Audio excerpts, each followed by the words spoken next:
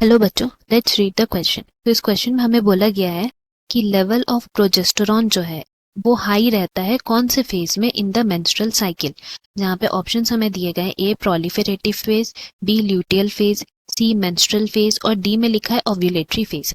तो इस क्वेश्चन की अगर हम की कॉन्सेप्ट के बारे में बात करें देन यहाँ हमारा की कॉन्सेप्ट है मेंस्ट्रुअल साइकिल।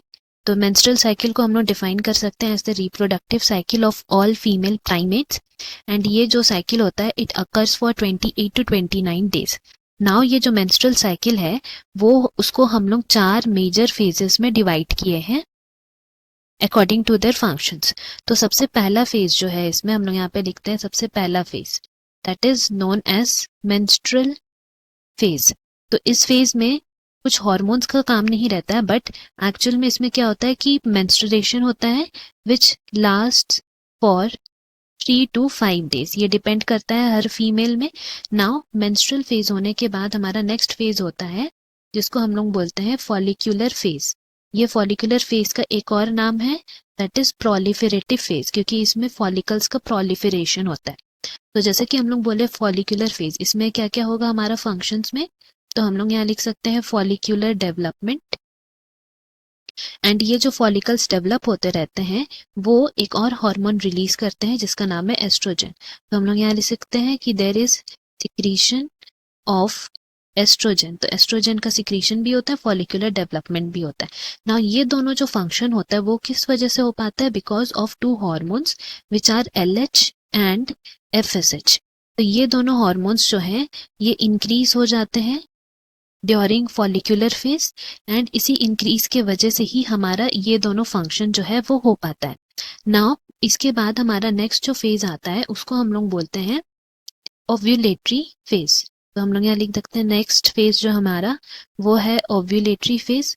ओव्यूलेटरी फेज में क्या होता है, there is release of ovum and ये रिलीज ऑफ ओवम जो होता है उस प्रोसेस को हम लोग नाम दिए हैं ओव्यूलेशन। तो ओव्यूलेशन के टाइम क्या होता है, देयर इज LH सर्ज। मतलब जो LH हमारा पहले इंक्रीज हुआ था फॉलिक्यूलर फेज में वो और ज्यादा एक्स्ट्रा रिलीज होता है in the case of ovulatory phase. And ovulatory phase में हमारा LH का सर्ज हो जाता है। ये ओव्यूलेटरी फेज हमारा 14th डे जो है उसको हम लोग बोलते हैं। एंड अगर हम लोग वापस आते हैं फॉलिक्यूलर फेज में तो हम लोग बोल सकते हैं कि ये follicular phase last from 5th day से लेकर 13th डे तक होता है हमारा। नाउ ये ओव्यूलेटरी फेज भी हम लोग पढ़ लिए जहाँ पे LH का सर्ज होता है।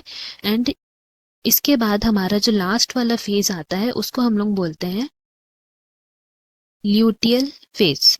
ये ल्यूटियल फेज का एक और नाम है दैट इज सिक्रीटरी फेज। तो इस फेज में क्या होता है कि हमारा जो ग्राफियन फॉलिकल्स है ये ग्राफियन फॉलिकल्स है वो रप्चर हो जाते थे ओव्यूलेटरी फेज में जिससे ओवम रिलीज होता था। तो रिमेनिंग जो ग्राफियन फॉलिकल्स है वो कन्वर्ट हो जाते थे दूसरे स्ट्रक्चर में जिसको बोलते हैं कॉर्पस ल्यूटियम।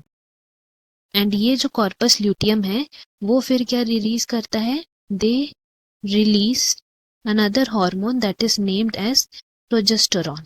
एंड ये प्रोजेस्टेरॉन का फंक्शन क्या है, इसका फंक्शन है to maintain the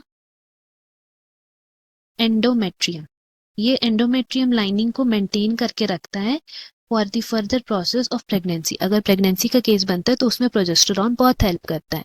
so this way अगर हम लोग को पूछा है कि लेवल ऑफ प्रोजेस्टेरॉन हाई कहाँ होता है तो हाई उसका कहाँ होता है, luteal phase that is secretory phase में।